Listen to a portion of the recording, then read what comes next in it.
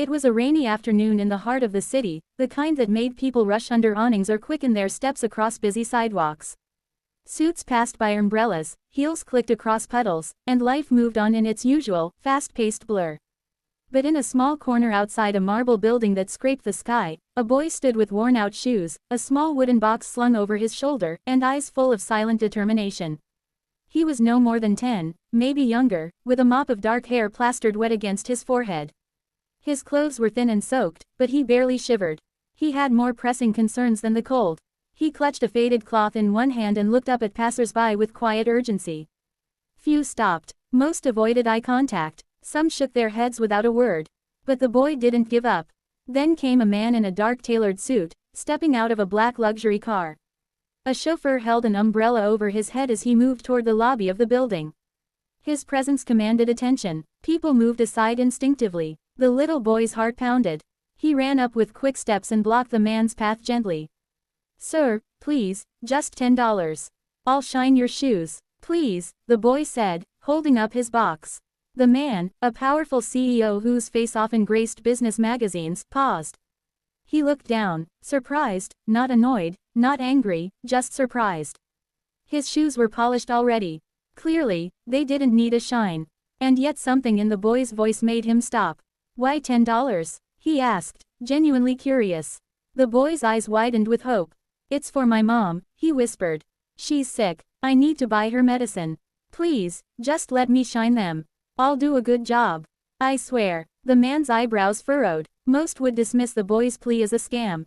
Some might hand him $1 out of pity, others would keep walking. But there was something in this child's face, an honesty that couldn't be faked. His hands trembled slightly as he held the cloth tighter. His lips were cracked from the cold, and the way he looked at the man wasn't just desperate, it was filled with love. Love for someone who clearly meant the world to him. "Where's your mother now?" the CEO asked. "In the alley behind the clinic. She fainted. I left her there with my little sister. I didn't know what else to do. The doctor said he won't give medicine without payment."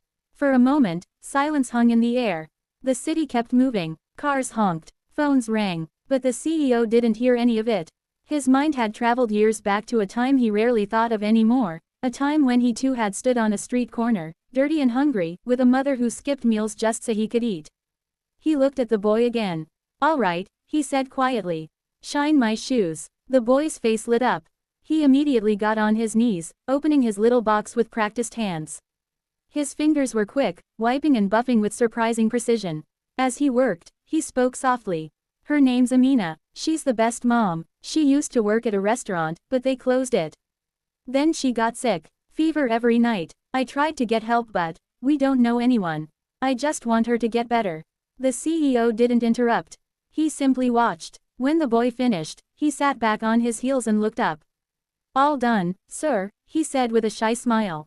The man reached into his wallet, but instead of $10, he pulled out a $100 bill. The boy's eyes went wide. "No, sir, I said just $10, he said hesitantly. The CEO knelt down so he was eye level with the boy. "I know," he said gently. "But I'm not paying for a shoe shine. I'm helping a son trying to save his mother." The boy took the money with trembling hands. Tears welled up in his eyes but didn't fall. "Thank you, sir. I promise. I'll use it only for medicine. I swear. I believe you," the man said. "Now, take me to your mother." The boy hesitated. "You want to see her?" "Yes. Let's make sure she gets the care she needs." Together, they walked a few blocks through the wet streets. Behind the clinic, under a broken awning, was a woman slumped against the wall. Her skin was pale, lips dry, body thin. Beside her was a small girl, not older than 4, holding her hand and humming softly. "Mama," the boy cried as he rushed to her side. The CEO knelt down beside her, checking her pulse with surprising familiarity. "She needs fluids. She's dehydrated, and possibly more than that." Without another word, he pulled out his phone, calling someone. 10 minutes later, a private ambulance pulled up. The woman was carefully lifted inside, the boy and his sister by her side. The CEO rode with them, giving instructions to the doctors at the nearby private hospital. Over the next few days, the CEO ensured she received proper care. Tests were run, medicines were administered. Amina slowly began to recover. The children stayed at the hospital with her, and the boy never left her side. The CEO visited every evening, always bringing something, a toy, warm clothes, or food. But most importantly, he brought hope. A week later, the woman sat up in bed, still weak but able to smile. She took the CEO's hand in hers. "Why are you doing this for us?" she asked. He paused before answering. "Because once, a kind stranger did something for me. And it changed everything." He turned to the boy. "You're brave. And you love your family. Don't ever lose that. You've already done more than most adults would." The boy beamed. "I'll work hard. I'll study. I'll become like you one day." The CEO chuckled. "No, become better." As the weeks passed, the CEO didn't disappear. Instead, he arranged for the family to live in a small apartment he owned. He enrolled the boy in a local school, offered part-time work to the mother once she fully recovered, and made sure the little sister had toys, clothes, and everything she needed. The boy never forgot the moment he ran up to a stranger asking for $10. And the CEO never forgot the courage it took for a child to beg, not for himself, but for the person he loved most. Years later, that same boy stood on a grand stage, wearing a graduation gown. He had just earned a scholarship for university, top of his class. The crowd clapped as he gave his speech. "I want to thank the man who changed our lives," he said. "He didn't just save my mother's life, he showed me what kindness, compassion, and second chances look like.